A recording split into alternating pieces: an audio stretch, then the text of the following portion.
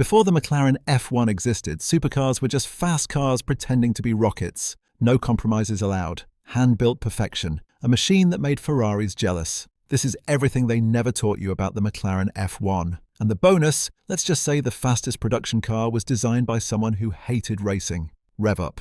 This carbon masterpiece is about to redefine impossible. Gordon Murray, the mastermind behind the McLaren F1, paradoxically spent years designing Formula One cars while secretly growing to despise the very culture he excelled in. The politics, the restrictions, the compromise. Murray wanted none of it for his ultimate creation. After winning multiple championships designing for Brabham and McLaren's racing teams, Murray approached McLaren's CEO Ron Dennis with a radical proposition. Let me build a road car with zero compromises. Not a racing car adapted for the street, but the purest driving machine ever conceived. What made Murray's vision revolutionary wasn't that it borrowed from racing, it deliberately rejected racing's limitations. His obsession with weight reduction came from studying fighter jets, not other cars. He approached every component with a simple question: is this the lightest, strongest, most elegant solution possible? The F1 project began humbly in 1988 as a sketch on a napkin during a dinner conversation at the Frankfurt Motor Show. That crude drawing would eventually become automotive royalty. McLaren, flush with Formula One success, gave Murray something unheard of in the automotive world: an unlimited budget and complete creative control. No focus groups, no marketing department input. Just engineering excellence without boundaries. Murray assembled a team of just 17 engineers, a fraction of what major manufacturers would use. Each was handpicked not just for technical brilliance, but for sharing his uncompromising philosophy. When one engineer suggested a practical alteration that would save money but add £2, Murray reportedly stared him down and said, "We don't compromise here. Not ever." The F1's most distinctive feature, its central driving position flanked by 2 passenger seats, wasn't just a quirky design choice. It was the physical manifestation of Murray's philosophy that the driver should be the absolute center of the experience. While inspired by fighter jet cockpits, Murray wanted drivers to feel like they were piloting a machine, not just sitting in a car. The central position eliminated the problem of offset pedals found in conventional cars and provided perfect symmetry for handling at the limits. The 2 passenger seats were deliberately positioned slightly behind the driver, creating a cockpit that put the pilot in complete command while still allowing for companions. This arrangement also perfectly distributed weight across the chassis. Getting into the driver's seat required a specific technique that McLaren personally taught to every owner. You don't simply slide in, you step over the carbon fiber sill, place your right foot between the passenger seat and center console, lower yourself into the seat, and then bring your left leg in. It's more choreography than entry. Once seated, drivers experienced a view of the road unlike anything in automotive history.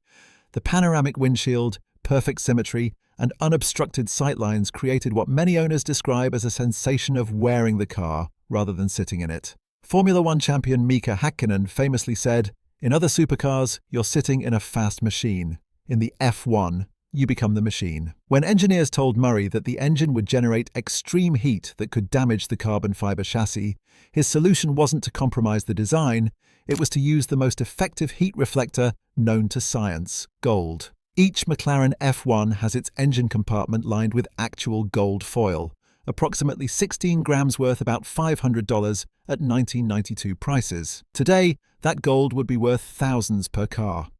But McLaren didn't choose gold to flaunt wealth. They chose it because it was simply the best material for the job. The gold lining keeps engine bay temperatures up to 50 degrees cooler than conventional materials would allow. McLaren tested dozens of alternatives, including experimental ceramics and space-age composites. Nothing worked as effectively as pure gold foil. This gold shield prevents heat from the massive V12 from affecting the carbon fiber structure, or, crucially, the driver's compartment. It's a perfect example of Murray's approach.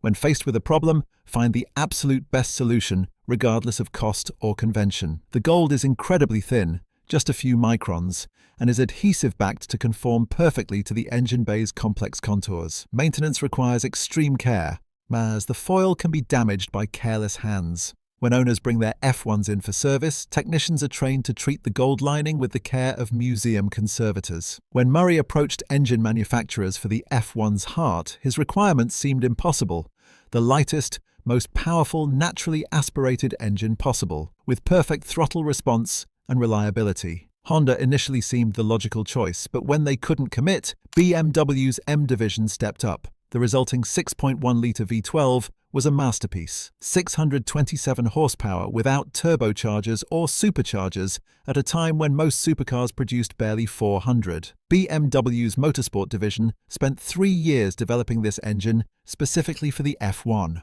The engine revs to 7,500 revolutions per minute, with a sound that automotive journalists have compared to mechanical thunder and orchestral violence. What makes it extraordinary is the combination of massive torque with instant response. The car accelerates as quickly from 100 to 150 miles per hour as most sports cars do from 0 to 60. Each engine was hand-built by a single technician and took over 100 hours to complete. The technician's name was engraved on a plaque attached to the engine, ensuring personal accountability for perfection. BMW was so confident in their creation that they guaranteed the engine for unlimited miles. The engine bay was designed with such precision that mechanics could remove the entire engine in just 30 minutes. This wasn't just for maintenance. Murray understood that easy serviceability is as important as performance for a true driver's car. And as perhaps Murray's greatest achievement was creating a high-performance supercar that weighs just 2,509 pounds, lighter than today's Honda Civic. This obsession with weight reduction influenced every decision. The McLaren F1 featured the first ever carbon fiber monocoque in a production car, technology directly transferred from Formula One, but never before seen on the street. The entire passenger cell weighs just 220 pounds, yet provides safety that exceeded contemporary standards. Every component underwent scrutiny for weight reduction. The toolkit is titanium because steel was too heavy. The driver's manual is printed on lightweight paper. Even the license plate holder was designed to be as light as possible. The wheels are made from magnesium and weigh less than most car stereo systems. Murray's team removed expected luxuries like power steering, a spare tyre, and even air conditioning, though it was added back as an option after potential buyers in hot climates protested. This maniacal focus on weight created a virtuous cycle. Lighter cars need smaller brakes, which reduce unsprung weight, which improves handling, which reduces the need for electronic aids, creating an even purer driving experience. Murray believed power steering disconnected drivers from the road and banned it completely from the F1. This wasn't stubbornness. It was philosophical commitment to driver engagement. The steering is so precise that drivers can feel individual pebbles through the steering wheel. At speed, the effort is perfectly weighted. At parking speeds, it requires genuine strength, a deliberate choice that prioritized feedback over convenience. The steering ratio is so direct that tiny inputs create significant directional changes. This requires drivers to develop a relationship with the car, to learn its responses and behavior. Professional racing drivers consistently rank the F1's steering as the most communicative of any production car ever built. Formula One champion Ayrton Senna, after testing an early prototype, told Murray, "This isn't just the best road car I've driven, it's the best car I've driven, period." Coming from perhaps the greatest F1 driver in history, there could be no higher praise. The lack of power assistance creates a purity of connection that modern supercars, with their layers of electronic assistance, can't replicate. It's the automotive equivalent of analog versus digital. Less convenient, but infinitely more authentic. The F1's dihedral doors that swing upward and forward aren't just visual drama, they represent engineering brilliance. Murray rejected conventional doors because they added unnecessary weight and complexity. Each door weighs only 11 pounds despite being larger than most car doors. The mechanism took 2 years to perfect, requiring countless prototypes until Murray was satisfied with both the function and the aesthetics. The doors are perfectly counterbalanced, requiring minimal effort to open or close. They're designed to function in tight parking spaces where conventional doors would be unusable. When both doors are open, the car resembles nothing so much as an alien craft that's landed among ordinary vehicles. The entire door assembly, including the lightweight window, mirror, and internal components, showcases Murray's holistic approach to design.